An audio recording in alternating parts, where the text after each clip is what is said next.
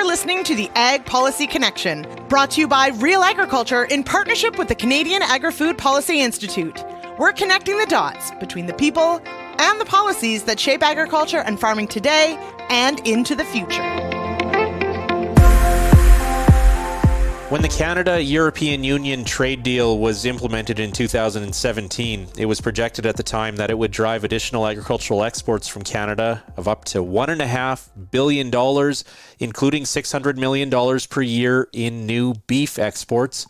Here we are more than 5 years later. Approximately $23 million of beef was shipped to the EU in the most recent year that we have data for. Meanwhile, concessions from an agricultural perspective were also made on dairy access into Canada, with nearly 18,000 tons of European cheeses allowed into the country under CETA, with the Canadian government compensating dairy producers for allowing that market access in the meantime. I'm Kelvin Hepner, and on this episode of the Ag Policy Connection, brought to you by the Canadian Agri-Food Policy Institute and RealAgriculture, we are going to dive into the nitty-gritty of the Canada-EU trade deal, or CETA, the negotiations, the steps along the way, what both sides were hoping to get out of the deal, whether it's lived up to those expectations, and how the deal looks today with more than 5 years to look back on after it took effect in 2017. Our guests for this episode are none other than Steve Verhoeul, who recently retired as Canada's chief trade negotiator, whether we're talking World Trade Organization talks, the Canada-EU, Trans-Pacific Partnership, the new NAFTA. Steve was in the room and played a key role in leading Canada's negotiating team for most of those trade talks over the last number of decades. And prior to his role as chief trade negotiator, he was actually chief agriculture trade negotiator. So he's certainly familiar with the trade files in our world of agriculture. Also joining us is another person who's very familiar and has a lot of experience in this area, and that is John Maswal, longtime government relations and international trade lead with the Canadian Cattle Association. John's been on the ground for a lot of these trade talks and meetings around ag trade issues, a familiar trade expert for those of us who have been following ag policy and trade policy over the last couple of decades. So with that, we're going to go behind the scenes of a major trade deal, Canada's second largest trading partner, if you look at Europe as a whole, the Canada-EU Comprehensive Economic and Trade Agreement, if we want to use the proper name, how the deal was reached, and what it looks like. Today, you're listening to the Ag Policy Connection.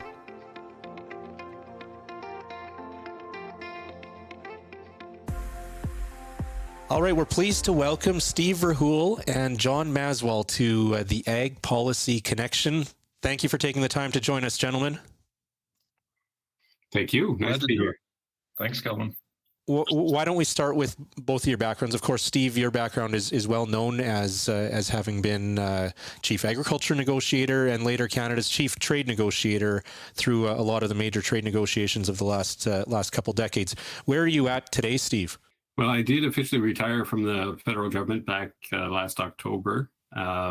I have done various contracts since then, some for government, also joined a strategic advisors firm, GT and Company, and I also incorporated my own company. So I've been doing a few different things. And John, what's your title now with the Canadian Cattle Association? Is it? I believe the word emeritus is in there. Emeritus, yes, which I think is Latin for retired. I also officially retired from CCA, I guess about 3 years ago it was now. And, I've kept a contract with them to keep working on a few of the trade files and some of the unfinished business. And I guess some of that is what we're going to talk about today. Certainly. And Steve, why don't we start then from the beginning when it comes to CETA, the Canada-EU deal? When did negotiations or talks with Europe begin, and what did that process look like? Well, I'm trying to remember the exact date. It was sometime in 2009, I believe. And what it looks like is a lot of preparation actually takes place before we get to the negotiating table. So we went through an entire exercise of scoping out with the Europeans what we were going to negotiate, what we we're going to cover, all that kind of thing. And then frankly, most of the work in the negotiation is done at home. It's all the preparation internally, it's all the consultations, developing positions, strategies, proposals. So by the time you hit the negotiating table, the largest part of the work is done. How about from your perspective in those early days, John, that kind of 2009 to, it was in 2014 when the text was agreed to, I believe. What were you working on and paying close attention to? Certainly the Canadian cattle sector was looking to potentially increase its exports to Europe at that time. Mm-hmm. I actually looked up when the date was, because I do remember shortly after it was announced that Canada was going to start those exploratory negotiations. With myself at CCA and some of our other CAFTA partners, we undertook an exploratory mission of our own to Brussels. And I do remember when I was there, they announced that the 2016 Olympics were going to be awarded to Rio de Janeiro. That's one of the things that sticks out in my mind. So that was the fall of 2009. If you think of that time of where we were in the beef sector, we still weren't really fully recovered from the BSE market closures. And we were really looking to reestablish previous access that we'd had to various markets, as well as trying to get access to new markets and develop new things. So that was, I would say we were past the desperation phase, but we still very much were not recovered from that and looking really to open up those new opportunities. So we looked at it from that perspective. As Steve mentioned, for the industry side, once government, indicates that it's doing that research work, one of the things that they do is they put out a notice. They encourage anybody that might have an interest in the outcome of the negotiations to submit their interests, what they're looking for, what are the challenges, obstacles that they would need removed. So, we started doing that work so that we could file our submission, so that would be one of those pieces that, Steve and his team would have as they go into the negotiations of what they needed to achieve. Speaking of those challenges and obstacles, Steve, what were some of those early barriers or hurdles that you had to clear in terms of sitting down at the table with the EU representatives? Was the EU eager to get a deal with Canada in those early days? Well, they weren't actually. We had wanted some kind of negotiation or agreement with the EU for many, many years, and had been knocking at their door and hoping to get a positive response. But the EU was not particularly interested in joining a negotiation with us. They had a number of other priorities. They didn't think that they saw the kind of upside in putting that amount of effort into something with us as compared to some of the other areas they were looking at. So it took us a while to convince them. But once they were on board, they were certainly on board, and the enthusiasm grew from there. So what was Canada's incentive for beginning these talks? What were we looking to gain from entering into CETA negotiations, Steve? Well, the EU was our second largest market after the US. And we were certainly looking for improved access to the European market. It's notoriously a difficult market to get into, so we wanted to have an inside track in trying to do that. So that was definitely an interest, purely economic, to get into such a big market, one of the second or third largest in the world. But also we felt that we had a shared value, shared culture, and much in common with Europeans that we thought would lead to the kind of outcome that we were looking for. And then lastly, I'd just say that at the time, and in fact is still true, we were looking to reduce our reliance on the US market. We wanted to diversify somewhat, and we thought that the EU would be a natural good step to move in that direction. Okay. So talks begin in 2009. What happened in the years following in terms of different rounds of talks? What were some of the big issues that had to be resolved from both sides of that table? Well, I think when we look at what we tried to accomplish in CETA, it was a very comprehensive and very ambitious agreement in both respects, the largest we've done. Certainly in how comprehensive it is. So we covered a lot of different areas, and more deeply than we ordinarily would.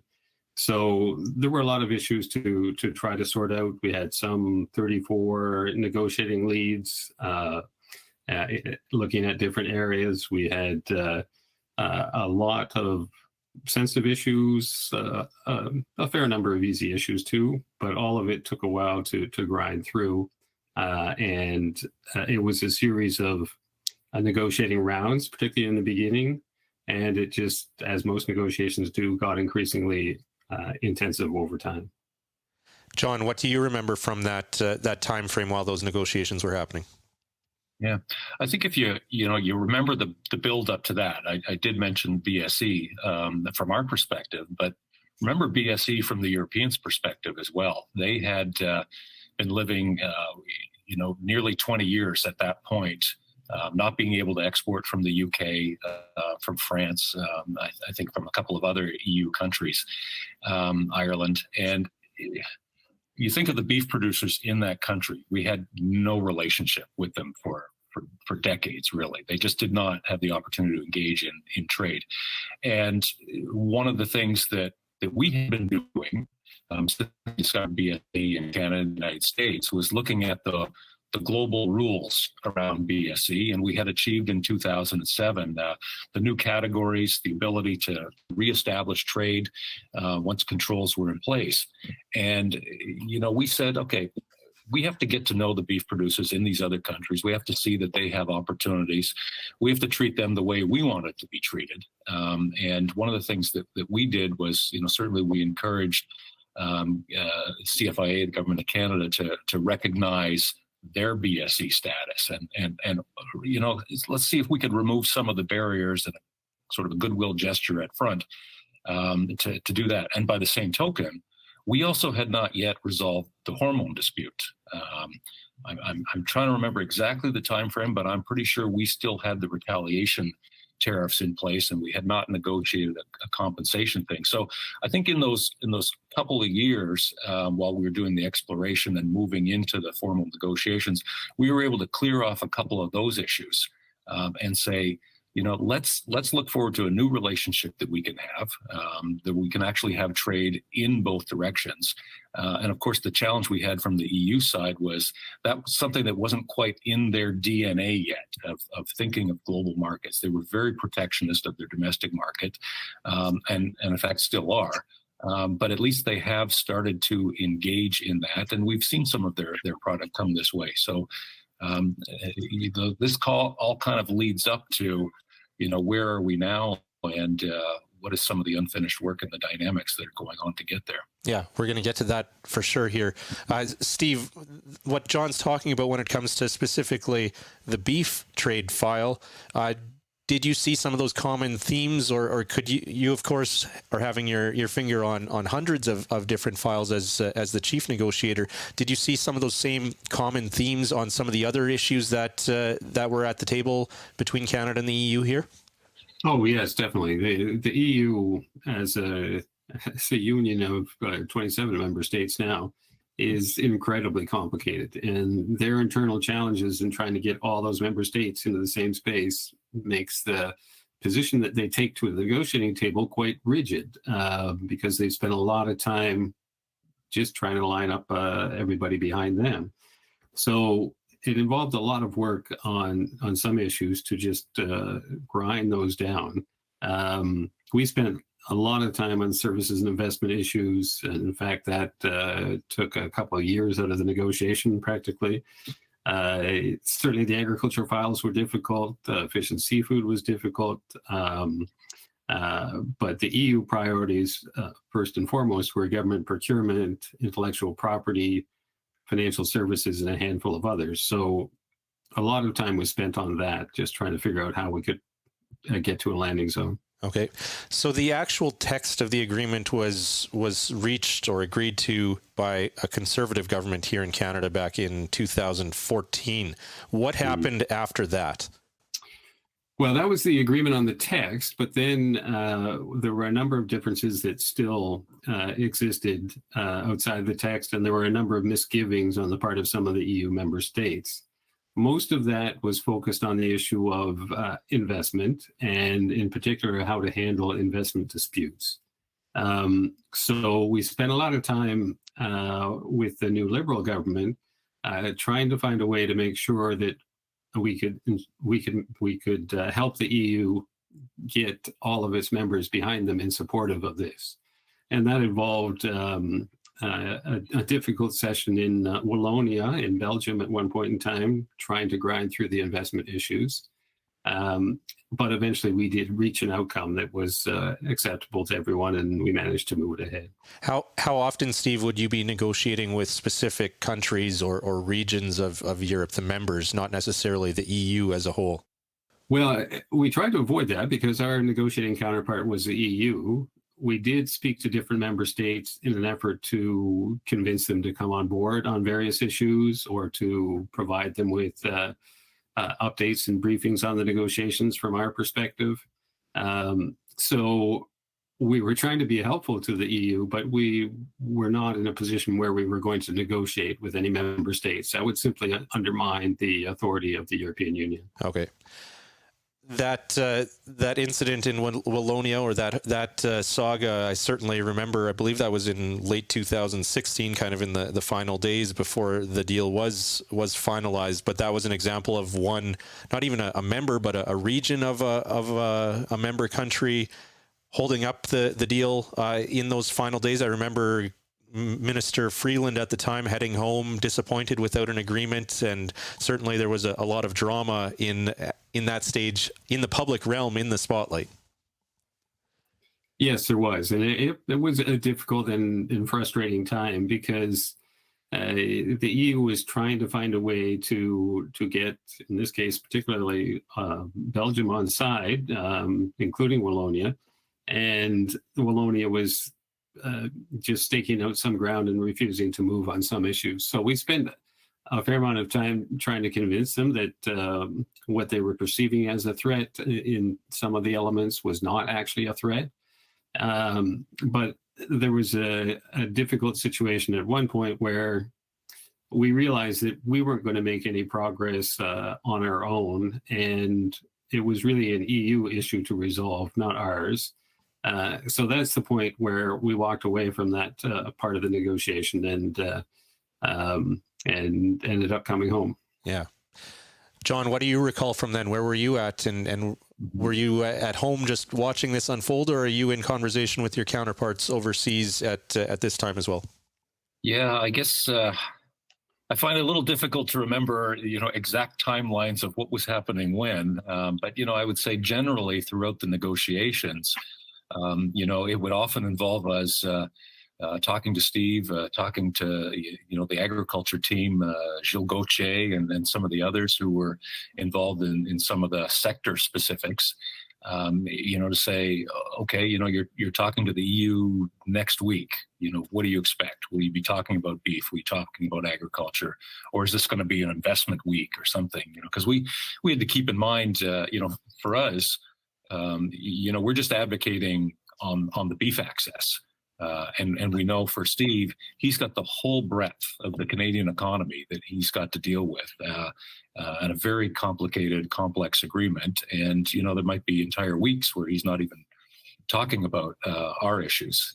But we just wanted to make sure, we had a great relationship, and Steve was always very open with us about, sharing what the expectations were.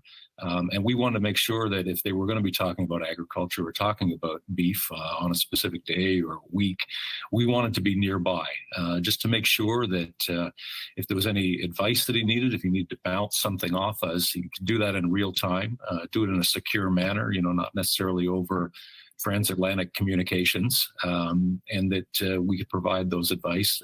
And there certainly were a few moments. I remember there was one moment that we were all caught off guard. Us, the negotiating team, when we were talking about the beef access being a certain quantity, and the EU revealed, well, of course we will be counting the quantity using a certain methodology that they had.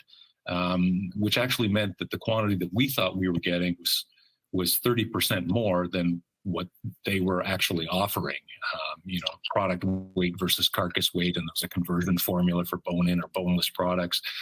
Don't need to get into the minutia, but there was a stunning moment for everybody where we suddenly realized they acknowledged that they were giving us 30% less than we thought we were. So we kind of all had to go out and sort of recalibrate. So that's kind of one of the moments that happens unexpectedly, and I think what you just sort of generally expect during a negotiation is that there will be moments where something is revealed or something happens that you didn't expect.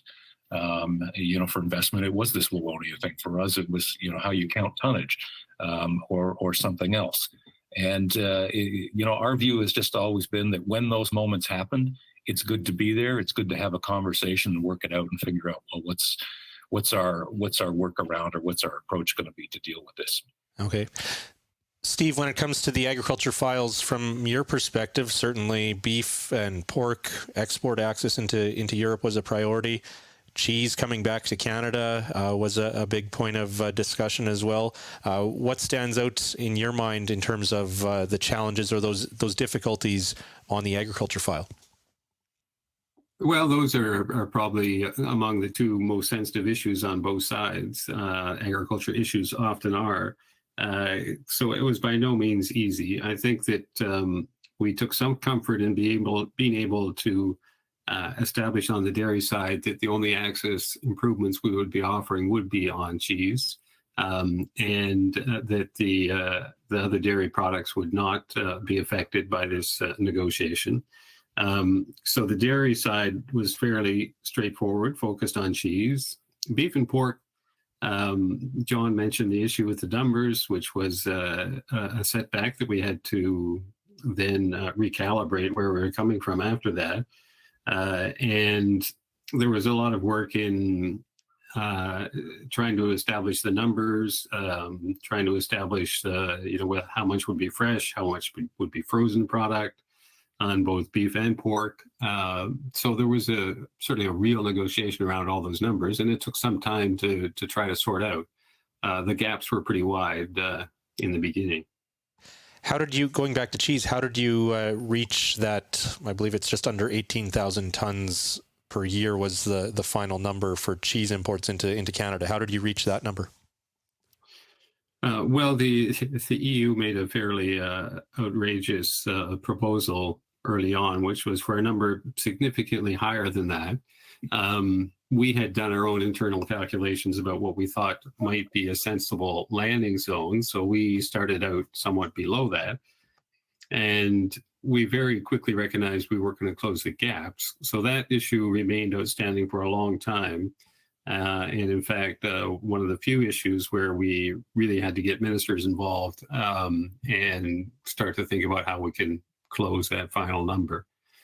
In the end, it worked out better than we had expected, so not that bad. But it was a long grind to get there. Okay, what do you remember from when the deal was actually finalized and signed, and that ceremony took place? What are your recollections from then, Steve? And is there a feeling of celebration at that moment, or what's that like, having been the lead negotiator on one of the sides? Well, yes, it definitely was a good feeling, and I think that the negotiating team kind of appreciated the moment. But in the back of many of our heads was the idea that perhaps this wasn't quite entirely done, because we were aware of the remaining concerns among many EU member states, particularly on the investment side again, and that there would have to be something done beyond what we had concluded by that point in order to get everything on board.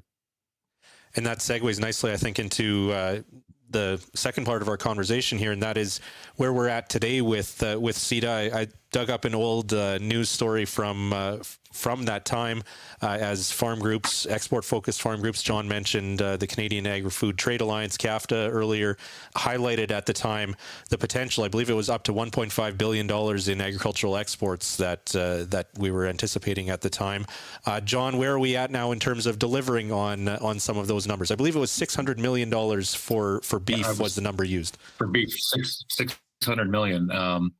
And that's what we predicted the potential was for us. And I think, we also had the message that I think that Europe would probably not be a large market for us in terms of volume, but it definitely could be our second largest export market in terms of value. And I still believe that is true. And with what beef prices have done since that time, I actually believe that the $600 million prediction of the potential of the European market is actually a bit light. I think it could be more than that 600 million if we actually had a willing trading partner in Brussels, which sadly it seems we don't have that. They have used a number of regulatory issues that existed at the time. That we had, hoped that we would have a process to eliminate them. We haven't got there yet. I haven't given up hope yet. We still have a few irons in the fire, and we're still working on it. But as we work on the issues that were existing at the time, they are also busy building new issues related to their green plan and some other things. So, since that time, what we've actually seen is, I think last year we did about $23 million in exports to the EU and UK combined. So it's a little trickier that the UK isn't part of the EU anymore, but it's easy to do the math on them because our exports to the UK are zero. It's a big goose egg in that the company, JBS, was probably the main exporter to the UK and developed it and had some actually good clients that were demanding Canadian beef. But JBS decided that the regulatory hoops that they have to go to serve those customers makes it not profitable. I would say part of the story on that is the good news that we have the access through CPTPP into Japan, to Vietnam, the Korea Free Trade Agreement. Those have opened up opportunities that didn't exist a number of years ago, that they actually make more money selling at a lower dollar per kilo into those Asian markets than they can make selling at a higher dollar per kilo into the EU market. So, we have some things that we're still working on, and we can still get there. I'm actually talking to you from Ireland today, and we've been meeting with the Irish industry counterparts just to give them a bit of a heads up on what we expect coming, and pointing out that of the $23 million that we've sent to the European Union last year, on the other side of that was about $150 million that they sent into the Canadian market from the EU. So what Ireland alone sends to Canadian beef and pork is more than what Canada sends to the entire EU in beef and pork. So we would certainly hope that they would want to greet our proposals in Brussels with an attitude that would result in a win-win. Because I think producers back in Canada are very frustrated with where we're at. They've given us, at CCA, a very short leash to finally resolve these issues. And I fear that if we're not able in this next year really to make some significant progress on working towards realizing that potential, then I think the attitude of Canadian beef producers is going to be, forget it. We've tried CETA. It's a failure. And we're going to have to see another approach in the future. So I hope we don't end up in that lose-lose approach. I think there's still that opportunity for win-win, but we do need willing partners on the EU side. Okay. So no Alberta or Ontario steak for your supper tonight, John? I did have an Irish ribeye at lunch. I didn't have to pay for it, so it was it was okay. But yeah, they're hard to find here. Yeah. That's for sure. So, why do you say the next year as a time frame for needing movement here? Right. At risk of getting too technical, we did have to submit a scientific technical dossier that we helped work on. Officially, it was submitted by the government of Canada to the European Union, has been transferred to EFSA, which is the European Food Safety. Never remember if it's agency authority, what the A is for at the end. But that was submitted in June of last year. They typically take about a year to review those, to do the scientific review on that. So let's say it's a year plus the summer, because Brussels tends to shut down in August. And let's say we get a response from EFSA this fall. Now, all EFSA can do is recommend back to the Commission to approve the use of what it is an application for the use of peroxyacetic acid in beef production. They can recommend to the Commission that they create a regulation or amend a regulation to approve the use of that. So it's when EFSA gives its recommendation that it then enters the Commission, regulatory / political process. And we feel confident that EFSA is going to recommend the approval because they do already approve the use of PAA in wine production, in alcoholic beverage production as a sanitizer, cleaning equipment, cleaning out lines. So they approve it in applications where it suits them to approve it. It's been convenient for them to not use it in beef production and meat production in the past, although it has been approved, or they have recommended its approval for use in poultry production. So what we're saying at this time is, we hope that application is going to go through as we expected. We hope that there won't be any undue political regulatory delay when it comes to that process. And, we hope that it will be approved in a timely manner without a lot of anchors being thrown out behind it or mischief coming in from this member state or that member state.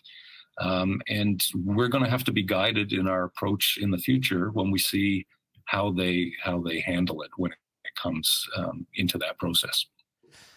Steve, John's talking about a non-tariff barrier that has lingered after this deal was reached. From your perspective, kind of more of a high level or broader perspective, what do you see as how CETA has delivered versus what your expectations were or hopes were at the signing time? Well, I think by and large it's delivered what we were hoping for and expecting. The merchandise trade has certainly expanded considerably over time, more than it has for other markets. So we're seeing growth of our exports into the European market. We are importing more from Europe as well, and we wanted a closer trading relationship, so that's been working well.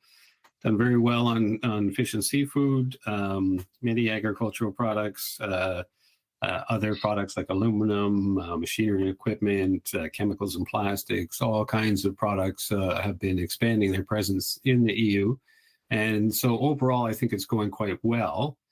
There are obviously continuing challenges, and John has referred to some of them, but some of those challenges we knew we would have going in, and we also knew that we would not resolve them in the negotiations. We knew the EU was not going to get rid of their hormone-free requirement for beef. We knew they had extensive regulatory practices within the EU that would be a challenge for us. But we also know that there are many, many countries that export to the EU, and it's, at least in part, an economic question of how you position yourselves to be able to access that market. So no agreement is perfect. There are flaws, there are things that you can't agree on, and have to leave with some problems outstanding. But overall, I think I'd say that we're generally quite satisfied with the way it has come out, and Europe has become a closer ally, at least in part because of this. Is there anything that you do different? Would you put more of an emphasis on dispute resolution mechanism or something like that to address some of these non-tariff issues that John's talking about, specifically when it comes to beef? Or looking back, maybe this isn't a fair question, but is there anything that you would do different if you would replay it? I don't really think so, no, because we do have a good dispute settlement mechanism in CETA, and it hasn't been used as often as we've used mechanisms in other trade agreements. There was never a prospect to be able to get a dispute settlement mechanism on the regulatory issues that we're talking about with respect to some of what John is discussing, because the EU is applying those restrictions to all countries around the world. It's not that they would agree to get rid of those for everyone for the sake of a free trade agreement with us. And we knew that going in.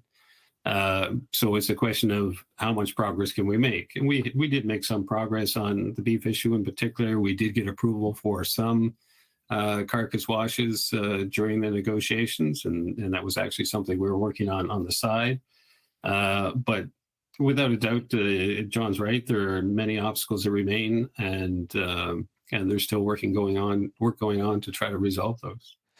Does it matter to Canada that quite a few of the EU members have yet to ratify it domestically? We're not really concerned about that because the agreement has been functioning virtually in its entirety since it was put into place in September of 2017. And the only issue that has not been part of the provisional agreement has been this investment dispute issue. And we're quite okay with that taking its time. We know it's a sensitive issue. We know that some member states are uncomfortable about it. So from our perspective, the agreement is functioning. It's functioning well.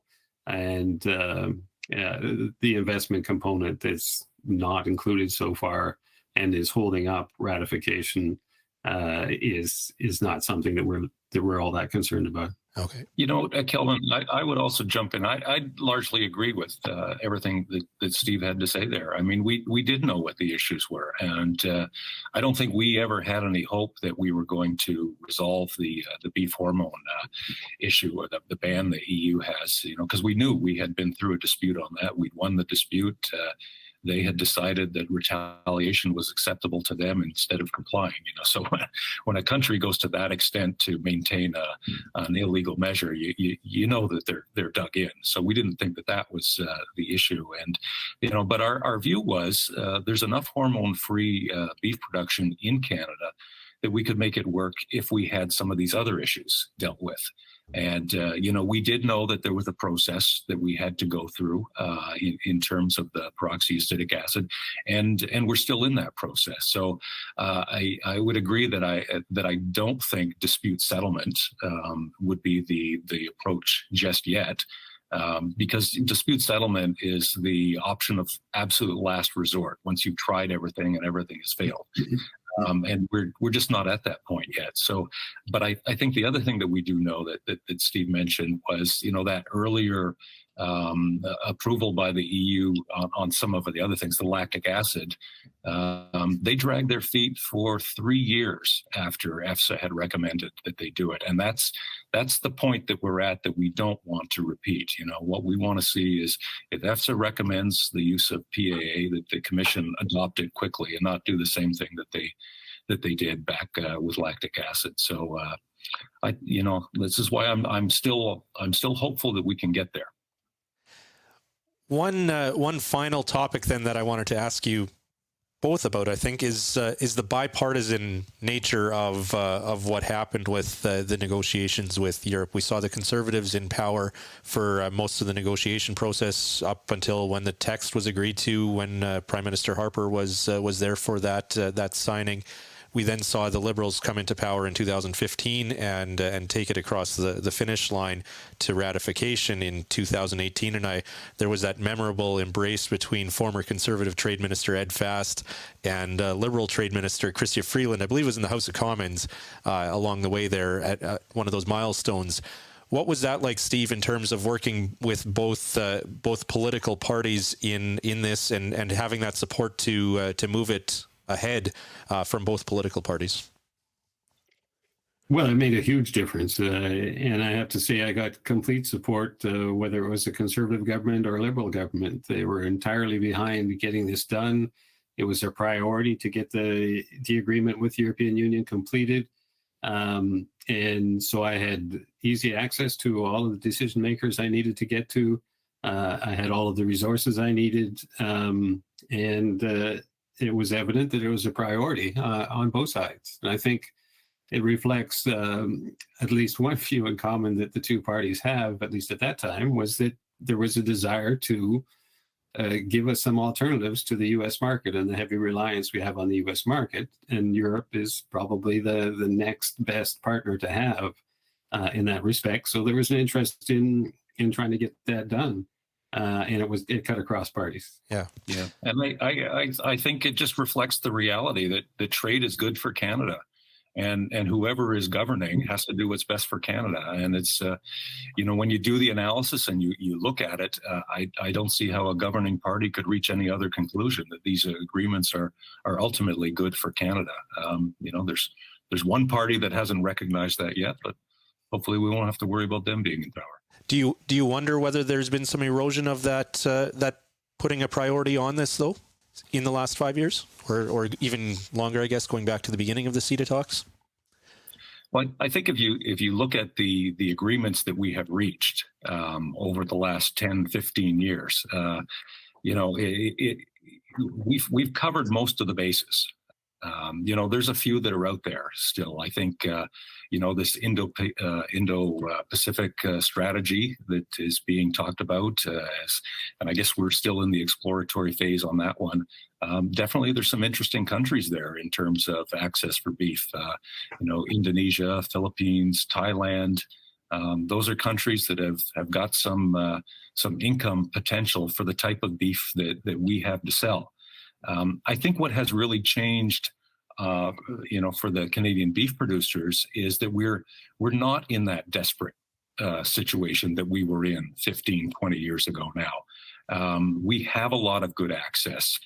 It's not about where can we move more tons of beef, but where can we get the best value to get the most dollars per kilo of the beef that we have to sell. And as long as you've got the options, it's the same argument as to why you want to build pipelines to get oil to other customers. It's so you can get the best bid and have the most competition and make the most return as you can for what you have to sell. Steve, I'll leave you with the final word here. Do you feel that the trade environment has evolved and that CETA would look different today in terms of political priority and some of those factors, how things have changed since CETA came to be? Well, I think the political environment or the environment around trade agreements has changed considerably since then. And we've seen the rise of protectionism. We're facing increasing challenges from the U.S. in particular in that respect. But with respect to Europe, I think our thinking is still quite closely matched. We both feel that open access to each other's markets is a good thing. The rules that are in place are a good thing. And we tried to include forward-looking elements in the agreement, including on labor, environment, sustainable development, that I think, while they could be stronger, at least started to point the way towards some of the new issues that need to be addressed. So I think CETA is quite relevant still, and still a good example of one of the more modern agreements that are out there. Well, thank you both for sharing not only your time, but your experience, your vast experience and insight into what this process was like and how CETA came to be, how it affects us today. Thank you, Steve, and thank you, John, for joining us here on the Ag Policy Connection. You're very welcome. Thank you so much. Enjoyed it. Good seeing you, Steve. You too, John. Some interesting perspective and stories from both Steve and John, and I think still a relatively high level of optimism that CETA could still live up to its potential when it comes to agricultural exports, specifically on the beef side of things, as John spoke about, potentially seeing some movement there and how the next year or so could be a critical time frame. I know, just speaking personally, as a reporter and farmer, I've followed Steve Verhul's work for many years and often chatted with people like John about the work that Steve and Canada's trade team were doing on these agricultural trade files. But it's not often that the country's chief negotiator is made available for interviews with media. And so now that he's stepped down from the post, it is neat to be able to ask him about that behind-the-scenes stuff and to pick his brain on a major trade policy file like the Canada-EU trade deal, the type of access and the details, stories that don't always come out through official government sources.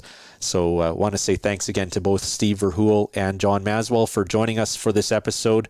The Ag Policy Connection is brought to you in partnership between Real Agriculture and the Canadian Agri-Food Policy Institute. And I also want to say thank you for not only joining us, but also for the great feedback we got on episode 1. Keep the feedback coming. That's what this is about. It's about having a conversation and a discussion. My email address is khepner@realagriculture.com. You can also find us on Twitter @realagriculture. Stay tuned for our next episode as we continue to discuss and connect the dots on the big policy issues in agriculture right here on the Ag Policy Connection.